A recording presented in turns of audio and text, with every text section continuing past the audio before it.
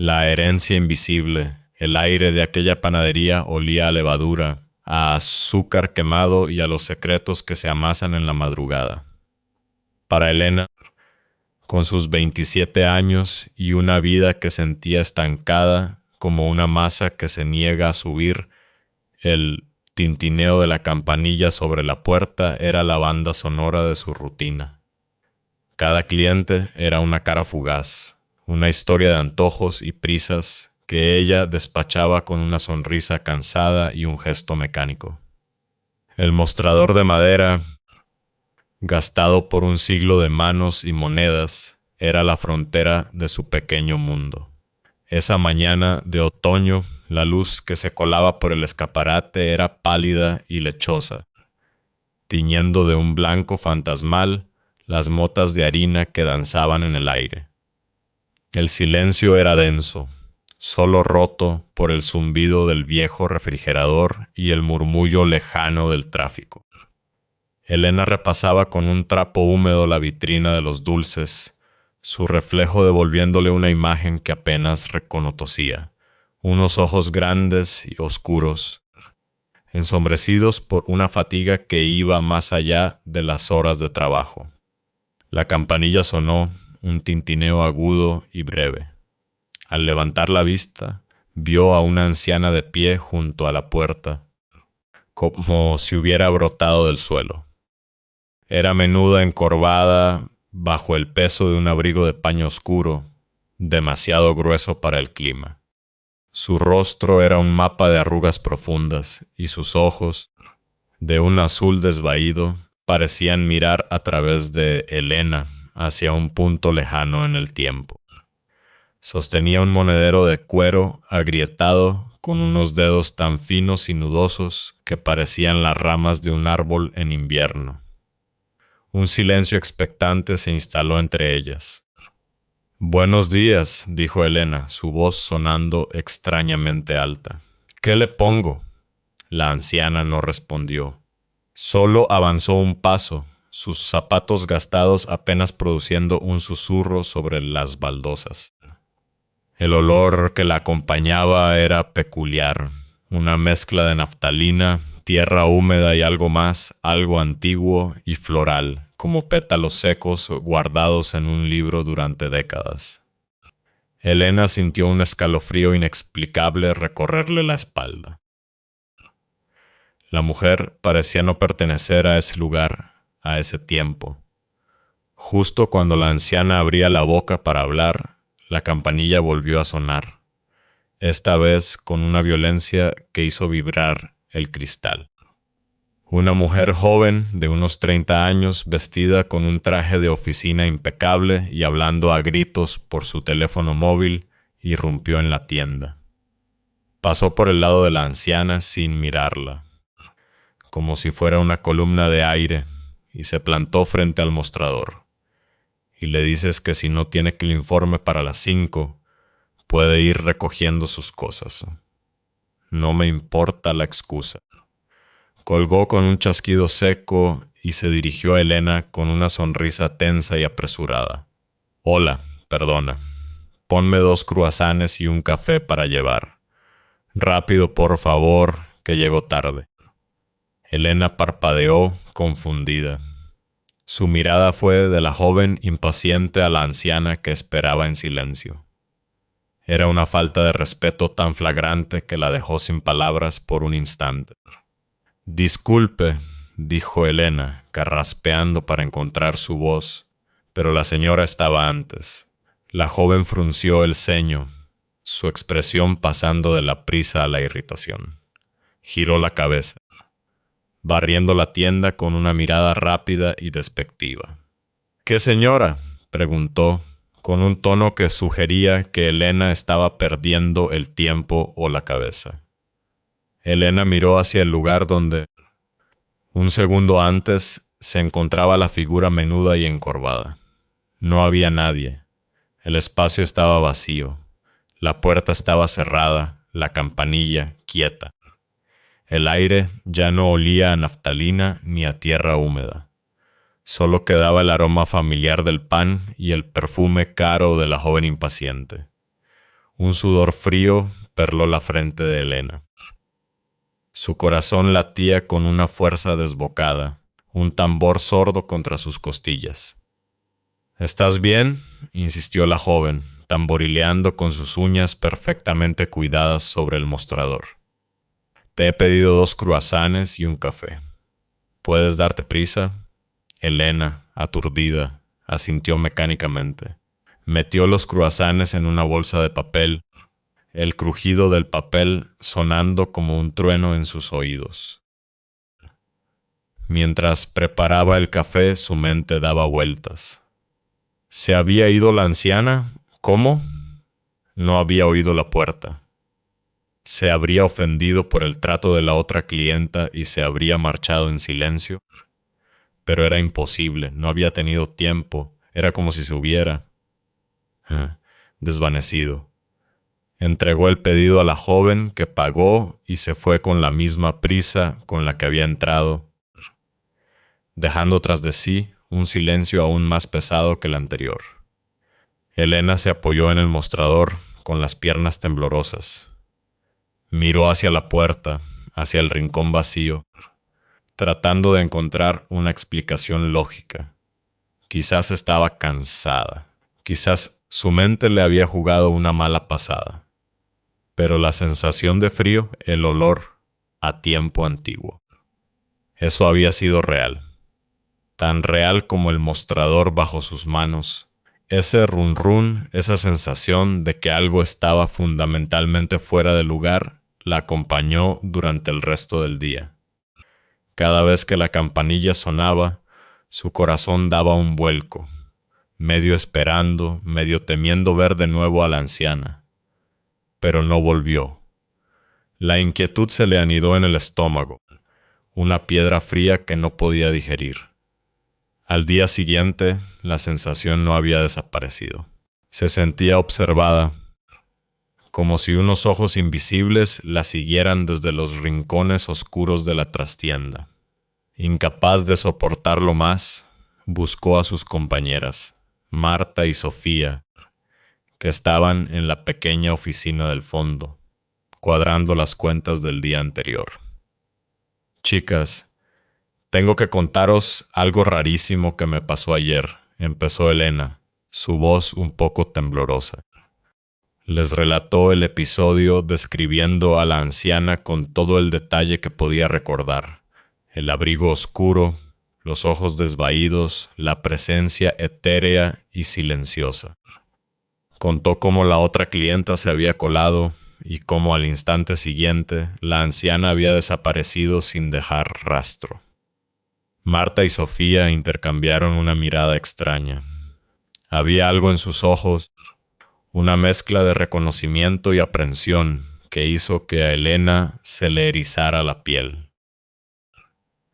—¡Qué casualidad! —dijo Marta, bajando la voz como si temiera que alguien más la escuchara. Hablando de señoras mayores. Sofía asintió, abriendo el cajón de un viejo archivador metálico. —No vas a creer lo que encontramos el otro día. Explicó que la panadería ocupaba la planta baja de un edificio antiguo. La planta de arriba llevaba décadas abandonada, cerrada con un candado oxidado. El único acceso era una escalera de madera que subía desde la trastienda, una escalera que nadie usaba jamás, pero que tenían que barrer de vez en cuando para quitar el polvo y las telarañas. El lunes, mientras barríamos, encontramos esto tirado en el 3er escalón. Continuó Sofía, sacando del cajón una fotografía y poniéndola sobre la mesa. Era una foto sepia, rígida y con los bordes amarillentos por el tiempo. Mostraba el retrato de una mujer anciana, con el pelo recogido en un moño severo, un vestido oscuro de cuello alto y una expresión de infinita melancolía en sus ojos. Unos ojos de un azul desvaído que parecían mirar directamente al alma. El aire se escapó de los pulmones de Elena en un silbido. El corazón le dio un vuelco tan violento que sintió un dolor agudo en el pecho. Las manos le empezaron a temblar sin control. Era ella, era la misma mujer, la misma cara, el mismo abrigo, la misma tristeza insondable en la mirada. Era la anciana que había entrado en la tienda y se había desvanecido en el aire. Es ella, susurró Elena, su voz rota. Es la señora que vi ayer. Un silencio sepulcral cayó sobre la pequeña oficina. El zumbido del refrigerador parecía ahora un lamento lejano. Marta se santiguó lentamente. Dios mío, Elena. Nadie sabía qué decir. El descubrimiento era tan imposible, tan aterrador, que desafiaba cualquier explicación. Un espíritu había entrado en la tienda. No solo eso, sino que había dejado una prueba física de su existencia. Una fotografía de un tiempo olvidado, colocada en una escalera que llevaba a un lugar abandonado. Elena no podía apartar los ojos de la foto. ¿Qué quería? ¿Por qué se le había parecido a ella? ¿Estaba tratando de pedir algo, de comprar un último pan antes de seguir su camino? ¿O acaso la panadería, aquel edificio antiguo, había sido su hogar? La pregunta flotó en el aire, sin respuesta, tan intangible y persistente como el fantasma de la anciana.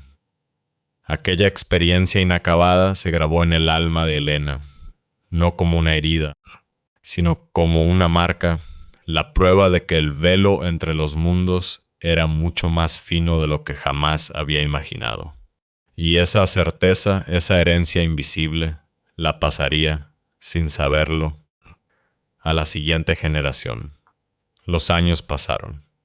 La panadería se convirtió en un recuerdo, una anécdota extraña que Elena guardaba en un rincón de su mente. La vida siguió su curso, trayéndole un marido, una casa y 2 hijos.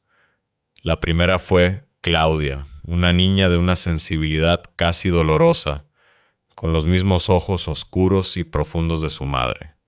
Desde muy pequeña, Claudia parecía percibir cosas que los demás no veían. No hablaba de monstruos bajo la cama, sino de la gente silenciosa que a veces pasaba por el pasillo o se sentaba en la esquina de su habitación. Elena, recordando a la anciana de la foto, nunca desestimó las visiones de su hija. La escuchaba con una seriedad que alarmaba a su marido, un hombre práctico y anclado a la tierra. Para él eran fantasías infantiles. Para Elena eran los ecos de un mundo que ella misma había vislumbrado. Cuando Claudia tenía 5 años, una de esas presencias se volvió recurrente. Era un hombre mayor, alto y delgado, con el pelo canoso peinado hacia atrás y un traje que parecía anticuado. No era amenazante, pero su presencia imponía una quietud solemne y melancólica, y solo aparecía en un lugar, la habitación de Elena y su marido. Claudia lo veía siempre en el mismo sitio, de pie junto al armario, con las manos cruzadas a la espalda, simplemente observando. Su rostro era impasible. Sus ojos grises no parecían enfadados ni tristes, solo presentes. La niña, acostumbrada a sus visitantes silenciosos, no sentía miedo, sino una extraña curiosidad. Sin embargo, había algo en la energía de aquel hombre, una intensidad contenida, que la impulsaba a buscar a su madre cada vez que él aparecía. «Mamá», decía tirando de la manga de Elena, «el señor del traje está otra vez en tu cuarto». El corazón de Elena se encogía cada vez que oía esas palabras. Entraba en la habitación, sintiendo el aire más denso y frío, y aunque no veía nada, sabía que su hija no mentía. Se arrodillaba frente a la pequeña, le apartaba un mechón de pelo de la cara y le preguntaba con voz suave: «¿Te ha dicho algo, cariño?». Claudia siempre negaba con la cabeza. «No, nunca habla. Solo mira». Y así fue durante meses. El hombre del traje se convirtió en una parte extraña de la rutina familiar, un fantasma doméstico cuya presencia silenciosa era un misterio constante. Elena intentó limpiar la casa con salvia, colocar crucifijos, rezar, pero nada cambiaba. El hombre seguía apareciendo, siempre en el mismo lugar, siempre en silencio. Hasta una tarde de primavera. El sol se filtraba por las persianas, creando franjas de luz y sombra sobre la alfombra. Claudia había entrado en la habitación de sus padres para buscar un juguete y allí estaba él, como siempre, junto al armario. Pero esta vez algo era diferente. La quietud que lo rodeaba no era pasiva, sino expectante, cargada de una energía palpable. Claudia se quedó inmóvil en el umbral. El hombre giró lentamente la cabeza y por primera vez sus ojos grises se encontraron directamente con los de ella. Ya no miraba un punto vago en la habitación. La estaba mirando a ella. La niña sintió que el aire se espesaba, volviéndose difícil de respirar. Un zumbido sordo comenzó en sus oídos. El hombre dio un paso hacia ella, saliendo de la sombra. Sus labios, finos y pálidos, se separaron, y habló. Su voz no sonó en el aire, sino directamente dentro de la cabeza de Claudia. Era una voz grave, rasposa, como el susurro de hojas secas arrastradas por el viento. Y las palabras que pronunció helaron la sangre de la pequeña, a pesar de que no comprendió del todo su significado.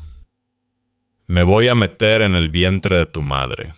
El mundo de Claudia se detuvo. El pánico, un animal helado y con garras, se apoderó de ella. Dio un grito ahogado y salió corriendo de la habitación, bajando las escaleras a trompicones, con las lágrimas quemándole los ojos. Encontró a Elena en la cocina y se abrazó a sus piernas temblando de pies a cabeza. «Mamá, mamá, ha hablado. El hombre ha hablado».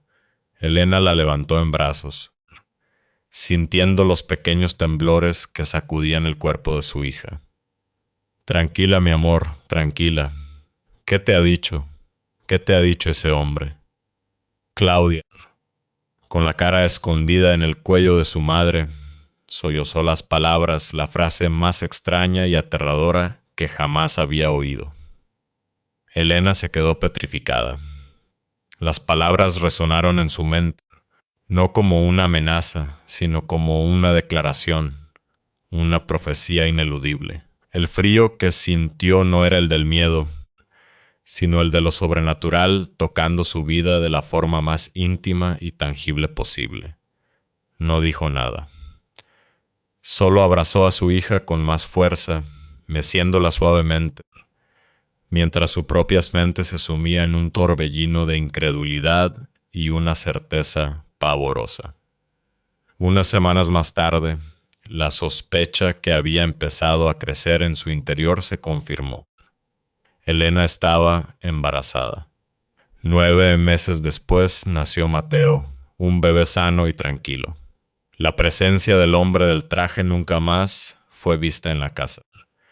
Desapareció tan misteriosamente como había llegado, dejando tras de sí el cumplimiento de su extraña promesa. La vida continuó, y el incidente se fue difuminando en el ajetreo de criar a 2 niños.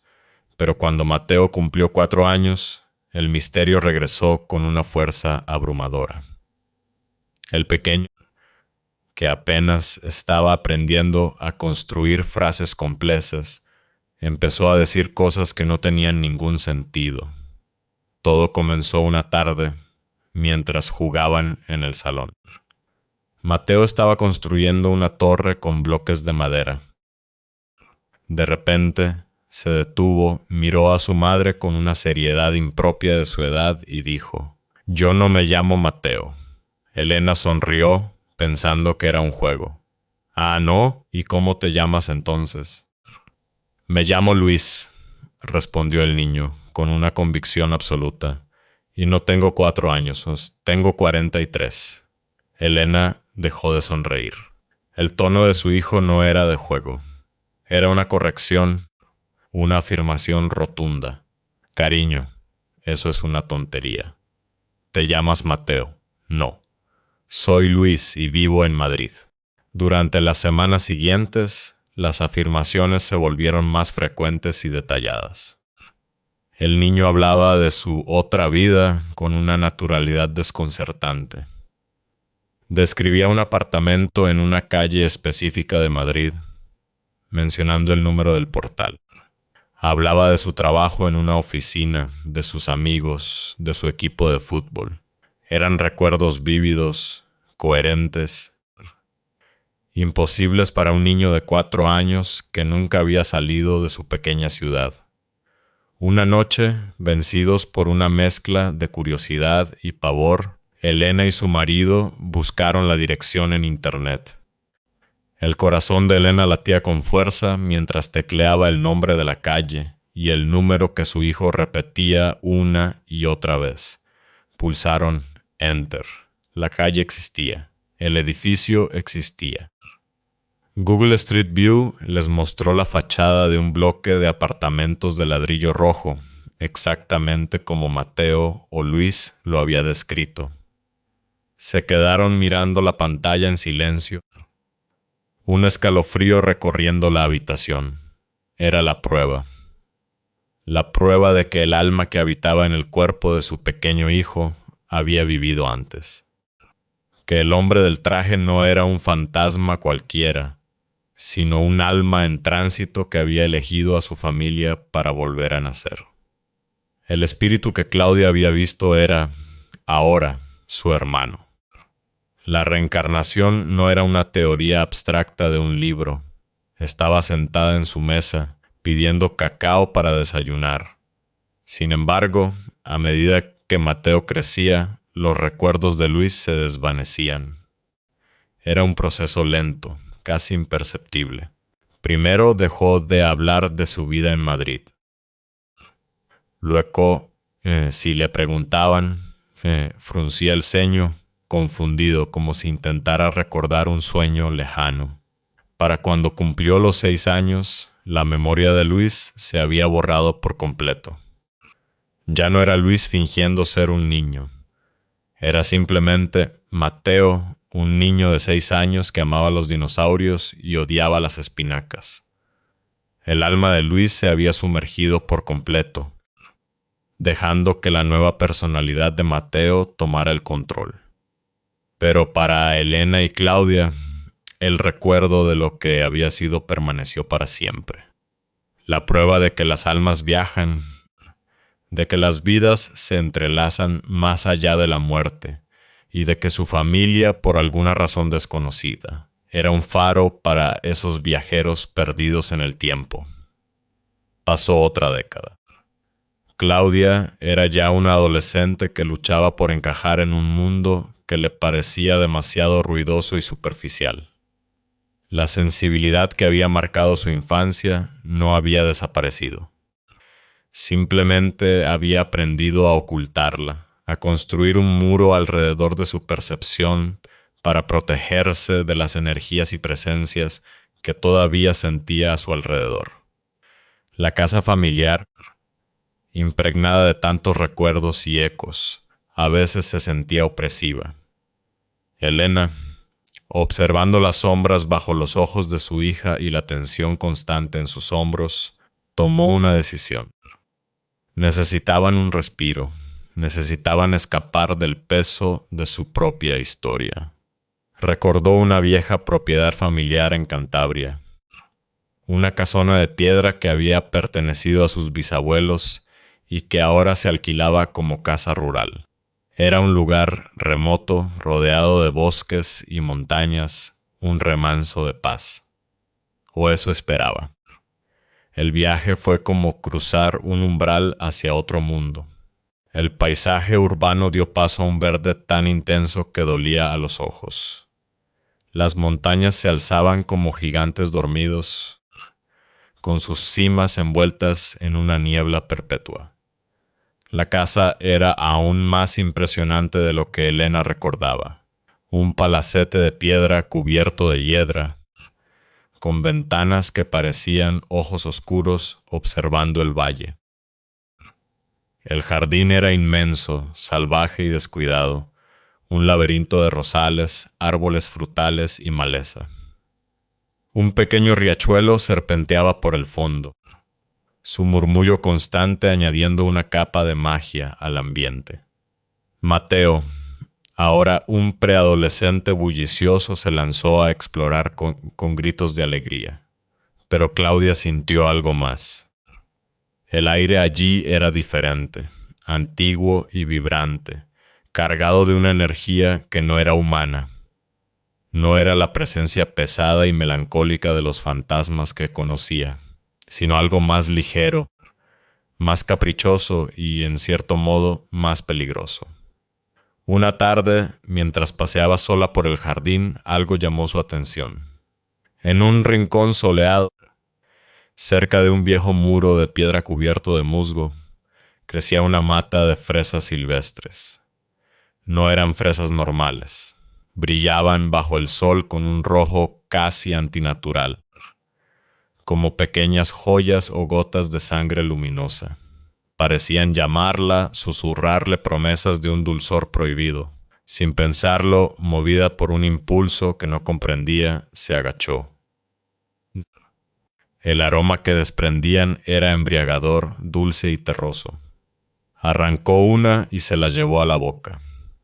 La explosión de sabor fue increíble, más intensa que cualquier fresa que hubiera probado en su vida.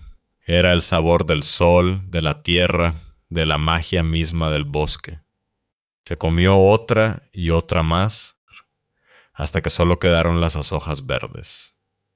Mientras se limpiaba el jugo rojo de los labios, una extraña sensación la invadió. Un mareo fugaz, la impresión de haber sido observada. Miró a su alrededor, pero el jardín estaba en silencio. Solo el murmullo del riachuelo y el zumbido de las abejas. Sacudió la cabeza, atribuyéndolo al sol y a sus imaginaciones. Pero a partir de ese momento, las cosas empezaron a torcerse. Fueron pequeñas trastadas al principio. La llave de su habitación desaparecía para reaparecer en el fondo de un azucarero. Sus auriculares se enredaban en nudos imposibles un segundo después de haberlos desenredado. Una mañana se despertó y descubrió que los cordones de sus dos zapatillas estaban atados el uno al otro. Eran cosas molestas, inexplicables, que atribuía a la mala suerte o a las bromas de su hermano, aunque él juraba que no había sido. La situación se agravó. Un día, mientras caminaba por un sendero del jardín que había recorrido 1000 veces, el suelo cedió bajo su pie. Cayó en un pequeño hoyo que, estaba segura, no estaba allí un minuto antes. El dolor en su tobillo fue agudo e intenso, un esguince. El resto de sus vacaciones tendría que pasarlas cojeando. Elena, al ver la cadena de desgracias que perseguía a su hija, sintió que la vieja inquietud regresaba.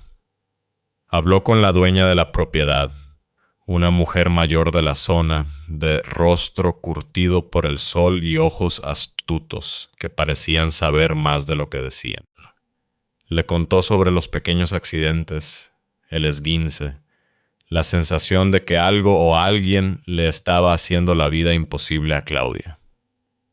La anciana la escuchó en silencio, asintiendo lentamente. Cuando Elena terminó, le hizo una pregunta inesperada.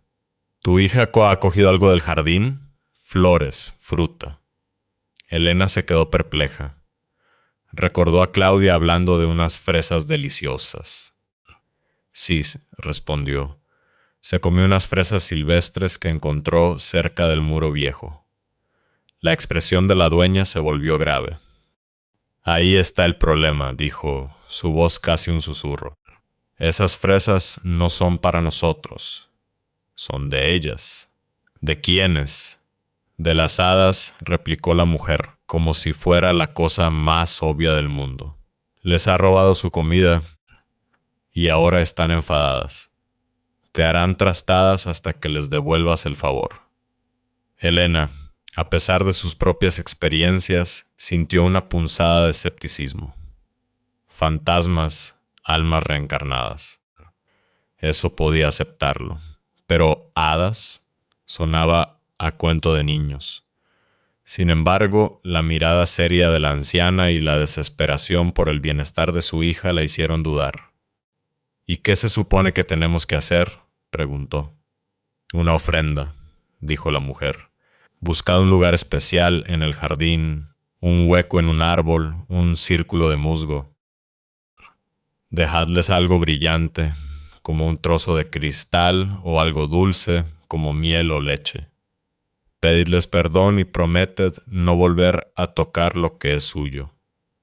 Cuando Elena se lo contó a Claudia, la adolescente reaccionó con incredulidad y burla. ¿Hadas?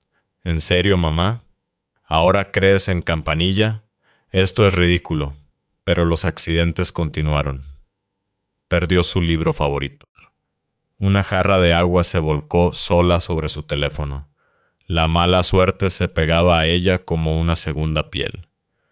Finalmente, una noche, cojeando por el dolor de su tobillo y harta de la situación, cedió. Está bien, le dijo a su madre. Lo haré, por si acaso. Al atardecer del día siguiente, cuando el sol teñía hacia el cielo de naranja y púrpura, Claudia se adentró en el jardín.